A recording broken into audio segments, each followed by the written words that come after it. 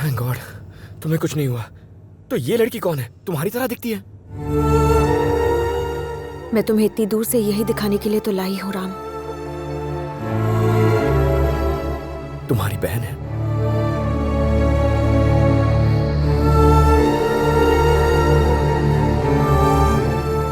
इसकी क्या कहानी है?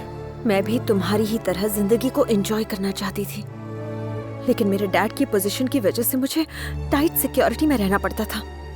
उनके इसी स्टेटस की वजह से मेरी आजादी मुझसे छीन ली गई। 2 हफ्ते पहले डैड किसी कॉन्फ्रेंस के लिए अमेरिका गए।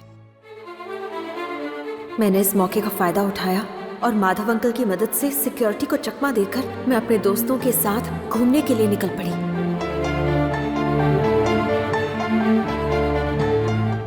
तभी मैंने डीके को इंडिया में बॉम्ब ब्लास्ट करने वाले टेररिस्ट सईद के साथ देखा। डीके ने मुझे वहां देख लिया था और उसने मुझे मारने के लिए मेरा पीछा करना शुरू किया।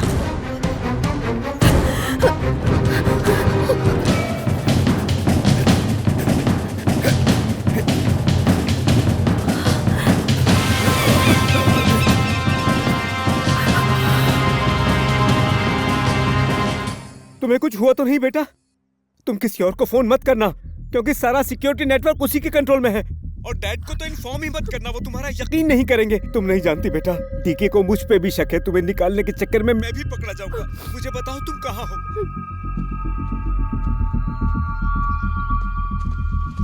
माधव अंकल, अच्छा हुआ आप आ गए। उन दरिंदों ने देखा तो नहीं? नहीं, उन्होंने मुझे नहीं देखा। शुक्र है, आ जाओ।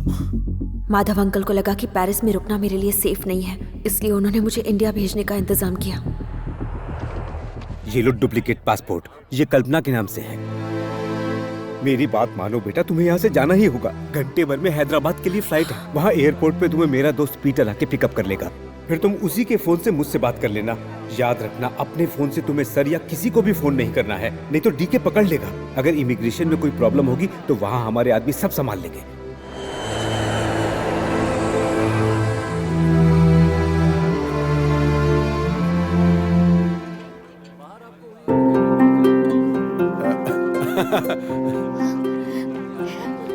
ए, केडी, नमस्ते सर। यहाँ पे क्या कर रहा है? फॉरेन से मेरी कजन आ रही है। जेल से छुट्टी मिले तुझे अभी 1 हफ्ता नहीं हुआ, क्या नया बिजनेस शुरू कर दिया क्या तूने? इस बार किसे फंसा रहा है तू? माइक्रोसॉफ्ट। इसे तूने कब ज्वाइन किया? जेल से रिक्रूटमेंट हुआ है क्या?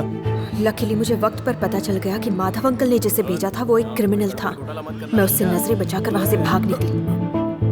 टैक्सी! जल्दी चलिए प्लीज। नहीं तो अंदर कर दूंगा।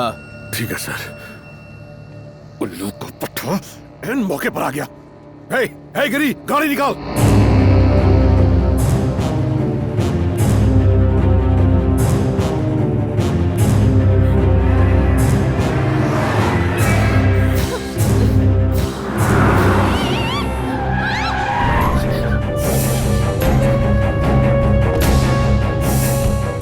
ये तो मर गई भाई।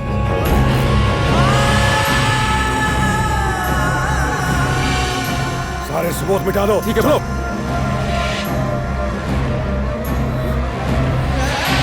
ये लीजिए। चल दे। जरा जाकर देख लड़की मरी है या नहीं। सर, कान से खून निकल रहा, मर गई होगी। मैं मरी नहीं, जिंदा हूँ। तुम कौन हो? तुम्हें ये सब करके क्या मिला? भाई, पुलिस की गाड़ी आ रही है। चल चलेगा।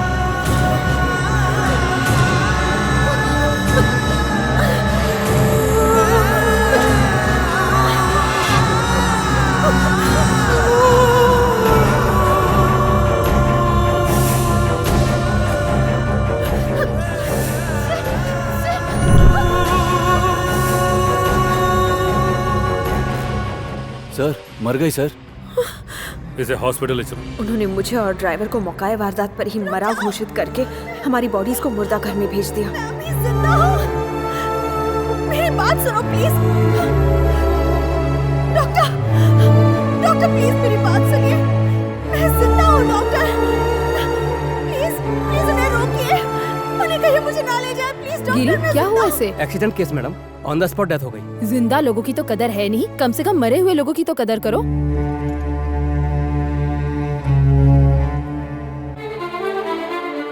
ओह माय गॉड, ये तो जिंदा है। इसे तुरंत आईसीयू में लेके चलो। और इस तरह डॉक्टर सविता ने मुझे आईसीयू में शिफ्ट करके इलाज शुरू कर दिया। मैंने ये सारी बातें डैड को बताने की बहुत कोशिश की, लेकिन उन्हें मेरी आवाज सुनाई ही नहीं दे रही थी। शर्मिला के दोस्तों से इंक्वायरी की थी, वो कहते हैं कि उन्हें कुछ नहीं पता। डैड, उसकी बात मत सुनिए, वो आदमी झूठा है। उसको आजादी चाहिए थी, वो कहीं आसपास ही होगी। अगर ये बात सबको पता चल गई तो प्रॉब्लम हो जाएगी। नहीं नहीं हम उसका थोड़ा और इंतजार करते हैं। नहीं डैड, डैडी नहीं, मैं यही हूँ डैडी। अगर कहीं हड़बड़ी में तुमने उसे यही मार दिया होता तो हम आसानी से पकड़े जा सकते थे। शुक्र है कि उसका बाप उसके गायब होने को उसकी आजादी मान रहा है। मेरे इस हादसे के पीछे डीके और माधव अंकल की गहरी साजिश थी, लेकिन मेरी आवाज कौन सुनता। इंडिया के एक सरकारी अस्पताल में मैं अपनी आखिरी सांसें ले रही थी। मेरी सारी उम्मीदें खत्म हो गई थी। तभी उस आवाज ने मुझे एक नई जिंदगी दे दी। अरबों लोगों से भरी इस दुनिया में किसी ने मुझे आवाज दी थी। एक सिर्फ तुम ही थे जिसने मुझे देखा था। सिर्फ देखा ही नहीं बल्कि मुझसे बात भी की। इसलिए मेरा मन हुआ कि मैं सारी बातें तुम्हें तुरंत बता दूं। पर क्या तुम्हें यकीन होता? अगर तुम्हें यकीन नहीं होता तो मैं अपनी जिंदगी की आखिरी उम्मीद भी खो देती। इसलिए मैं तुम्हें इतनी दूर यहाँ ले आई कि शायद सच्चाई देखकर तुम मेरी बात पर यकीन कर पाओ। इसके अलावा मेरे पास और कोई रास्ता नहीं था। ये मैं ही हूँ राम।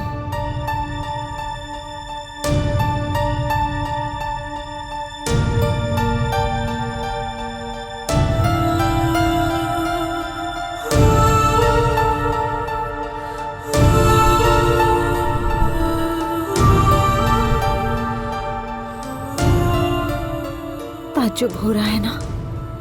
इस दुनिया में कई लोग हैं, तो सिर्फ मैं ही तुम्हें क्यों देख सकता हूं? मैं ही तुम्हें क्यों सुन सकता हूं? ये बात तो मैं भी नहीं समझ पाई हूँ। क्या वजह हो सकती है? इन दोनों को नहीं पता कि इनका मिलन पिछले जन्म का है। आइए देखते हैं। Arts college.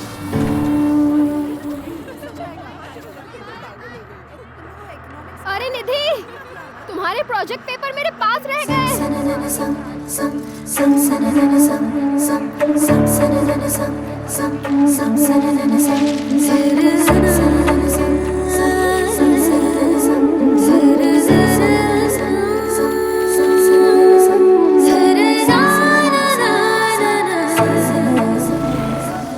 Polytechnic college.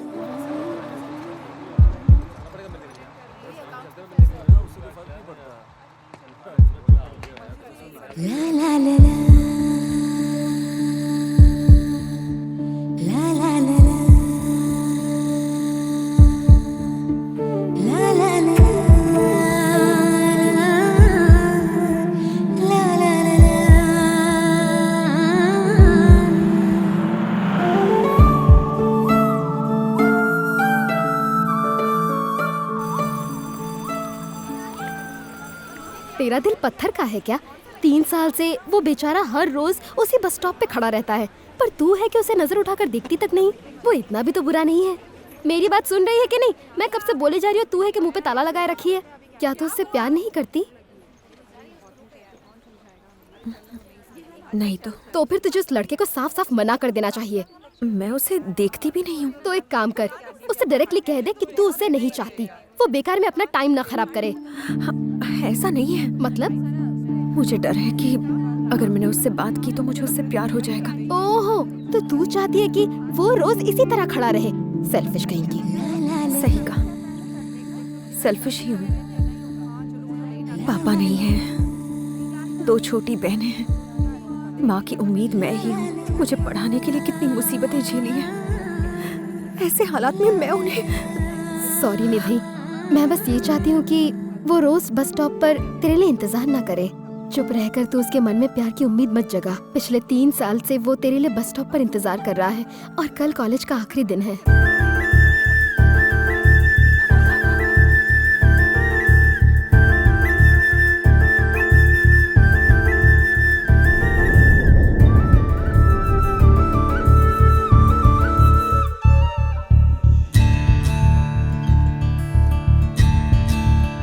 वो देख, तेरा हीरो तुझे देख रहा है। कम से कम एक बार तो उसे देख ले। उस तरफ मत देखो।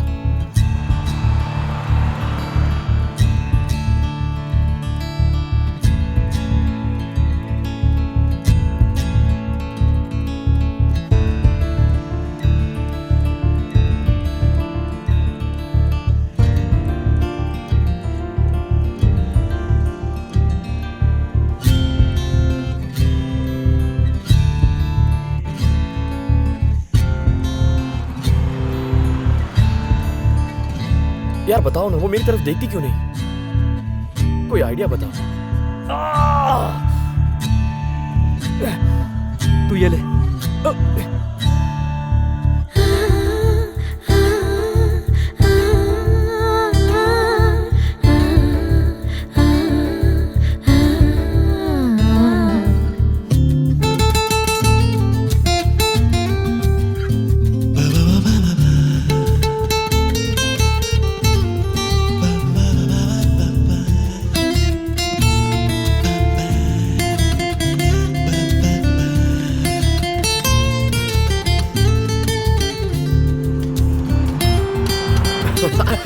अबे पागल है क्या? उसने आज ये देखा। पर तुझे देखा?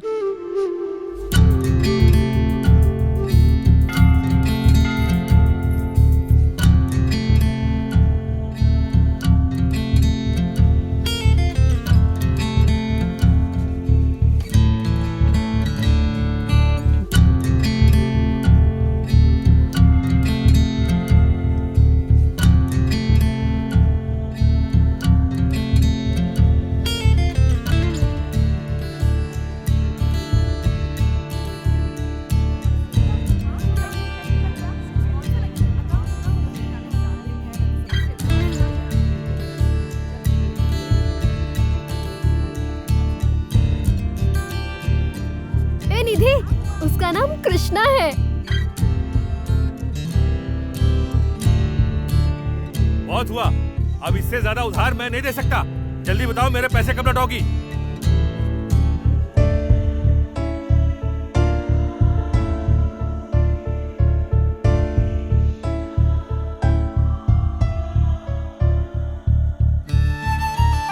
वही है।